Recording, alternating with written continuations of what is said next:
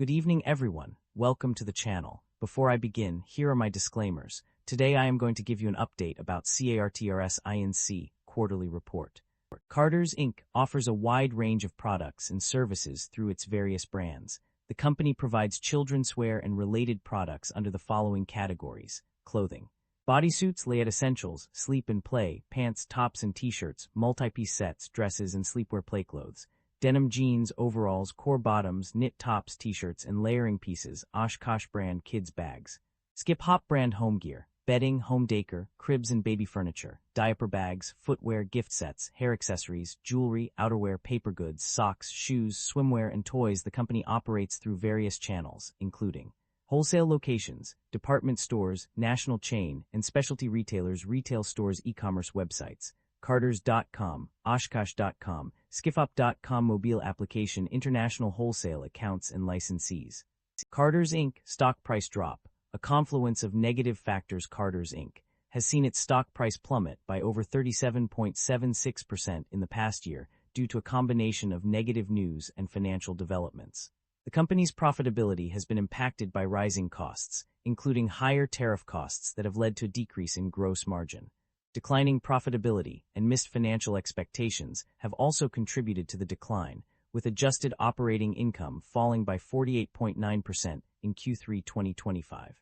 The company's strategic restructuring efforts, including plans to cut office-based roles and close stores, have entailed significant costs and fueled investor apprehension. The decision to suspend fiscal 2025 guidance due to uncertainty surrounding incremental tariffs has further contributed to the decline. Additionally, a challenging consumer environment and weak demand have led to lower sales and a continued decline in annual revenue. Analyst downgrades and negative sentiment have also played a role, with several investment analysts lowering their price targets or downgrading the stock. The company's decision to reduce its quarterly dividend by 68.8% has further eroded investor confidence. These factors collectively contributed to Carter's Inc. stock reaching a 52-week low of $25.55 USD and experiencing a significant decline in value over the past year. The primary drivers of revenue growth or decline can be summarized into three main categories: U.S. retail segment, international segment, and organizational restructuring charges. Revenue growth was primarily driven by the U.S. retail segment, which exceeded its carrying value by over 100% due to higher average selling prices per unit and new retail stores. The international segment also contributed to revenue growth with a net sales increase of $5.2 million, 4.9%, due to increased shipments to international wholesale partners and mid-single-digit percentage increase in average selling prices per unit.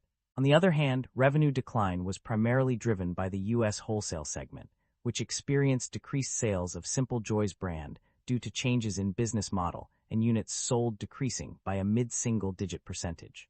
The international segment also contributed to revenue decline, with Canadian comparable net sales decreasing 1.5% due to reduced availability of clearance inventory. The unfavorable impact of foreign currency, exchange rates, and decreased average selling prices per unit were other factors that contributed to revenue decline.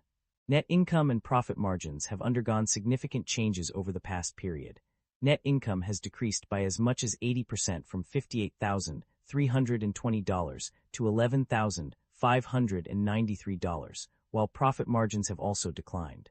The gross profit margin dropped from 47% to 45%, operating income margin fell from 10% to 4%, and net income margin decreased from 7.7% to 1.5%.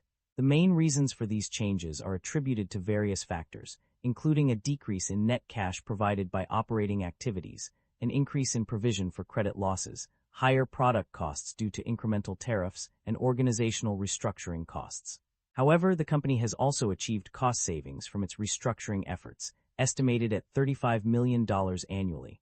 Despite some positive developments such as decreased impairment charges due to improved financial forecasts and stock price recovery, the overall impact of these changes has been negative on net income and profit margins.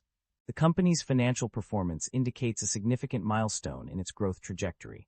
A key indicator of this progress is the generation of positive operating cash flow, as highlighted on page 17 and further supported by data on page 18.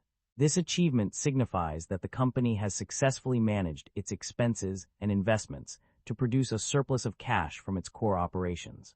The company's debt level and interest expenses have remained relatively stable over the past year. Long-term debt has shown minimal fluctuations, with a net value of $498 million in both December 2024 and September 2025.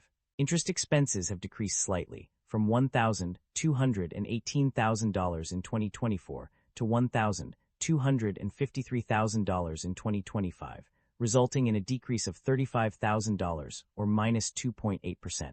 Overall, the company's debt level and interest expenses have not changed significantly, indicating a stable financial position. The company's financial performance varied across different segments and regions in the recent period. The U.S. retail segment struggled, with net sales declining by 2.7% and segment operating income plummeting by as much as 72.9%. The international segment also underperformed in Canada, where comparable net sales decreased by 1.5%. On the other hand, the U.S. wholesale segment showed significant growth, with net sales increasing by up to 4.6% and segment operating income rising by as much as 30%. The international segment's performance was also strong in Mexico, where net sales surged by 30.9% due to new retail stores, higher traffic, and increased wholesale shipments. The company's exclusive brands outside of Simple Joys also experienced increased demand, contributing to the U.S. wholesale segment's success. Overall, while some segments struggled, others demonstrated resilience and growth, highlighting the company's diverse performance across different regions. Management is expressing a cautious outlook for the company's performance due to industry challenges and market conditions. Despite this, they are confident that strategic initiatives will drive growth and improve profitability.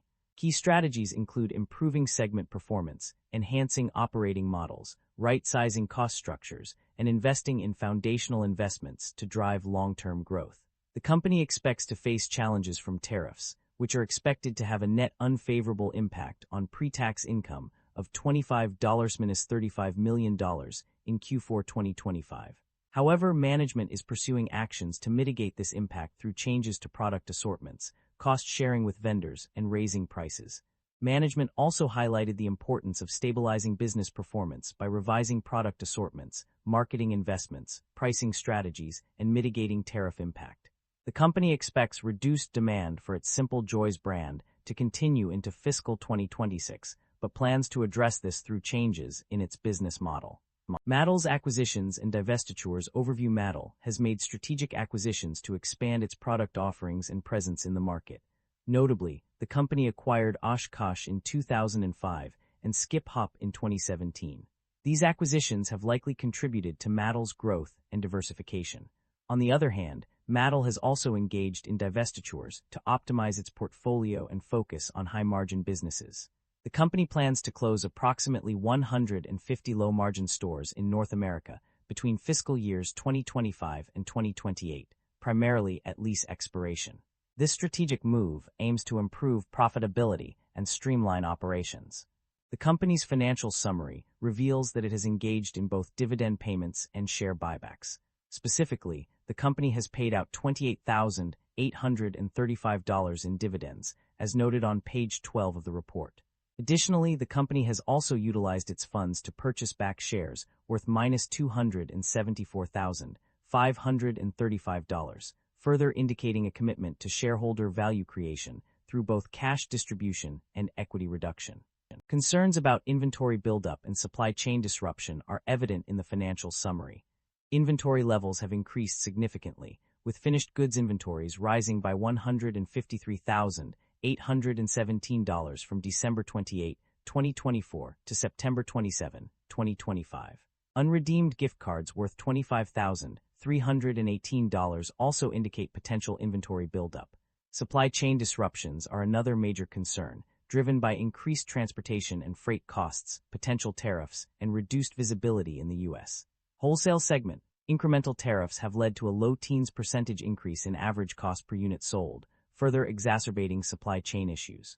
The impact of both inventory buildup and supply chain disruption is evident in the company's financials, with decreased replenishment and demand with department stores, increased average cost per unit sold, and decreased average selling prices per unit. The imposition of incremental tariffs on products imported into the United States has contributed to these challenges, highlighting the need for the company to address these issues promptly. That concludes the financial summary for CARTRS Inc. Feel free to comment below, and I will be happy to answer them when possible.